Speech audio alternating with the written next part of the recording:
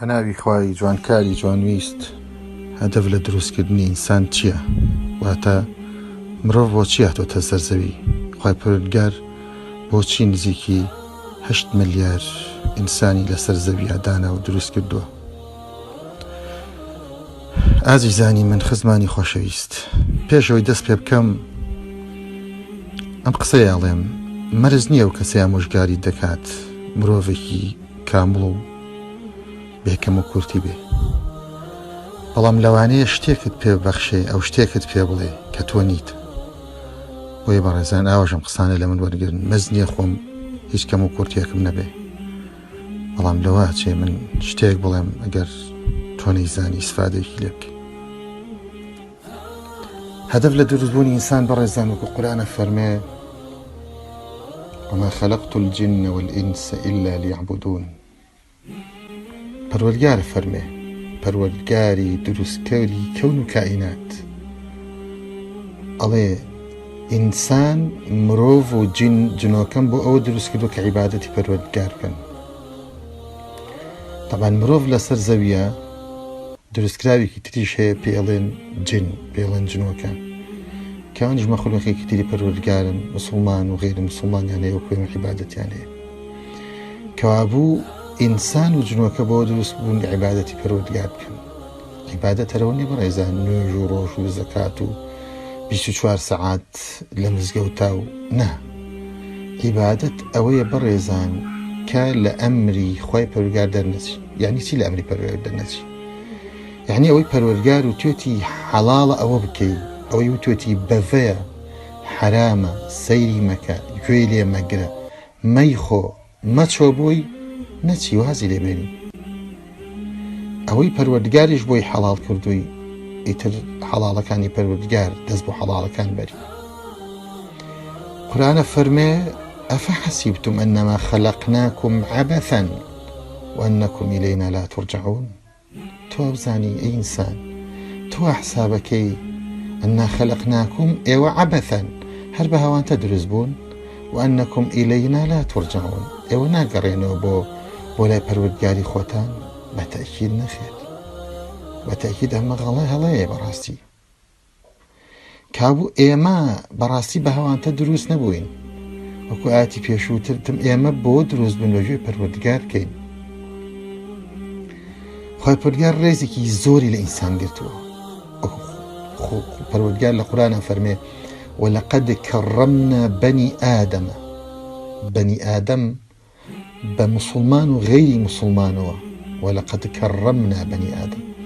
خوای پەروەردگار ڕێزی لە بەنی ئادەم گرتووە وحەمەلناهم فی البەڕ والبەحر ورزقناهم من الطیبات وفضلناهم على كثير ممن خلقنا تفضیلا. خوای پەروەردگار کە ڕێزی لێگرتووی و دایناوی لەسەر زەوی و لە وشکانی بۆ دروست کردووی، بەحر و ئاو سەرچاوی بۆ دروست کردووی، لەم هەموو لەززەتە و خۆشانی دنیای پێبەخشیوی، هەم لە خواردن، هەم لە سیحەت، هەم لە هەوایەکی پاک و سازگار، هەم لەم هەموو سەوزایە و ئەم هەموو شتە جوانە و نیعمەتانی لەم سەر زەویە هەیە. ئەمانە هەم بۆ تۆ دروستکراوە ئینسان.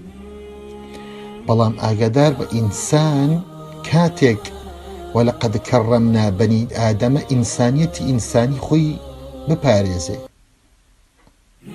بەڵام کاتێک کە ئینسان ئینسانیەتی خۆی ناپارێزێ، هەر قورئانە، هەر خوای پەروەردگارە خۆی لە قورئانە فەرمێ ئەو ئینسانانەی خۆیان بچووگەکەنەوە، ئەو ئینسانانەی بەقیەمی ئینسانی مرۆڤبوونی خۆیانە ناڕۆن، هەنگاوی هەڵە ئەنێن.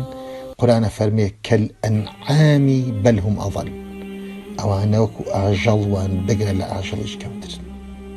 ئەوەشە پەروەردگارە فەرمێ. وەی بەڕێزان، ئینسان زۆر میهمە بزانێ بۆچی هاتووە. ئێستا بەڕێزان بەهێزترین ئیمان ڕازی بوونە بە قەدەر، وەکو زانانە فەرموون بەهێزترین ئیمان ڕازی بوونە بە قەزا و قەدەری خوای پەروەردگار و ئیمانە بە ڕووداوە ناخۆشەکان.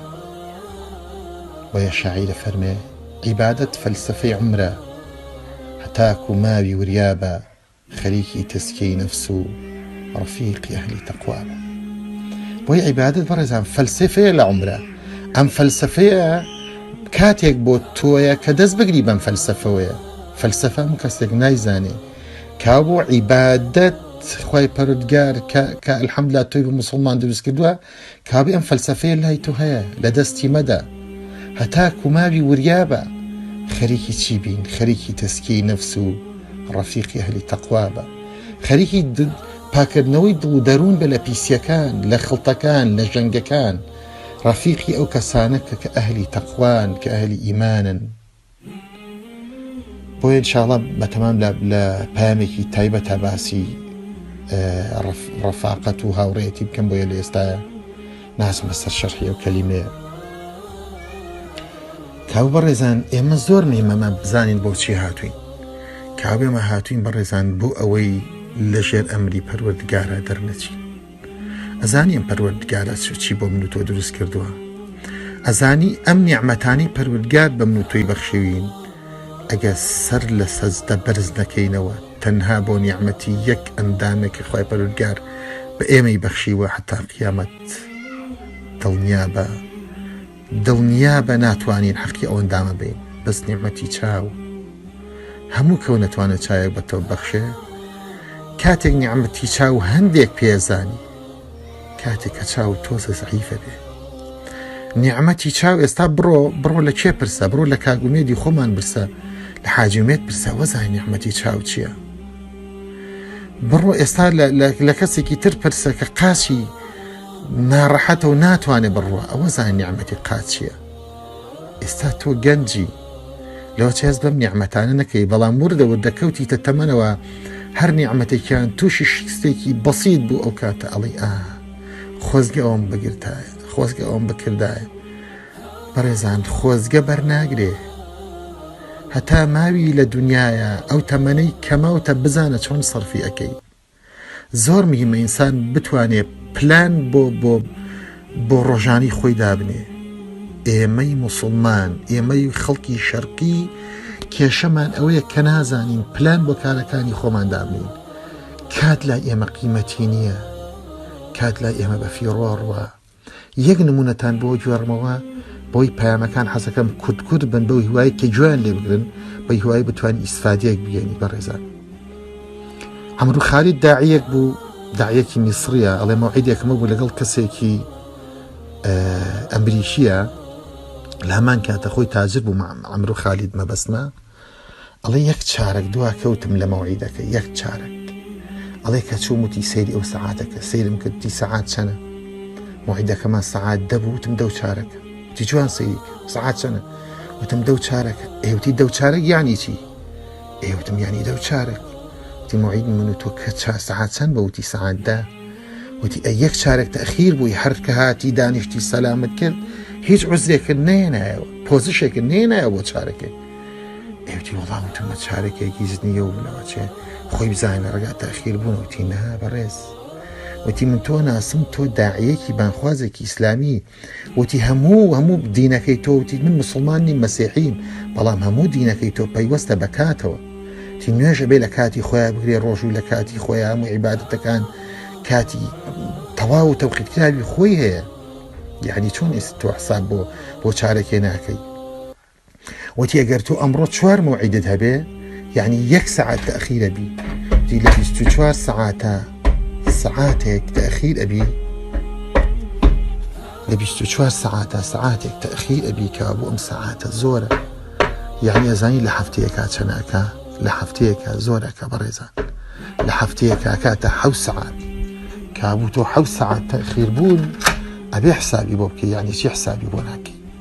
بەڕێزان کابوو خەڵک ئاوا ئەڕوانێتە دینەکەی ئێمە، ئاوا حساب بۆ دینەکەی ئێمەکە، بەڵام هەر ئێمەین و هەر موسڵمانانین و کە بە سەعاتی سی و 2 چی و 3 چی و لە ڕۆژێکا سەیەکەی 3-4 سەعاتمانەت بەلاش و بە هەوانتاڕوە. بەڕێزان کابوو جارێکی ترمە پێویستیمان بەیە بگەڕینەوە بە کاتەکانی خۆمانە، تێ بفکرین بەڕێزان ئەم تەمەنە ئەڕوا، ئەوەی کە ئەمڕۆ ڕۆژت بەیانی تازە تەواو بەیانی ناگەڕێتەوە.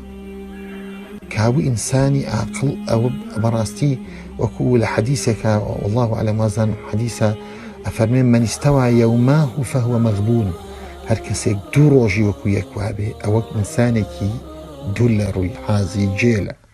واتە من و تۆ ئەگەر دوو ڕۆژمان وەکو یەک وابێ جێلین، ئێمە ساڵێک بجاری وایە فەرق ناکەین. هەفتەی پێشوو، مانگی پێشوو، ساڵی پێشووی چومان فەرق کرد؟ بگرە ئەسڵن پار باشتر بووین لەم ساڵ، پێرار باشتر بووین لە پار، کاتەکانمان هەر زیاتر بە فیڕۆڕوە. ئێمە جیهانی عەولەمە و جیهانی ئەنتەرنێت و جیهانی ئەلکترۆنیات جەرگی خواردووین، نازانین چۆن بەکاری بێنین. ئینشاءڵڵا لە پەیامێکی تایبەت تا باسی ئەم جیهاناکەین، بەڵام بەڕێزان ئەبێت تەواو حسابی بۆ بکەین. ئێمە جەرگمان خوراوە، چەنە ئیسیفادەی لێکەین بگرێت دایان ئەوە زەرەری لێکەین. هیوادارم کە پەیامەکەم ئیسفادێکی گاند بێ. تا پەیامێکی تر و تا کاتێکی تر بەخوای گەورەتان ئەسپێرم. سەرفراز و سەرکەوتوو بن. وەسەلامو عەلەیکوم وەڕەحمەتوڵڵاهی وەبەرەکاتوه.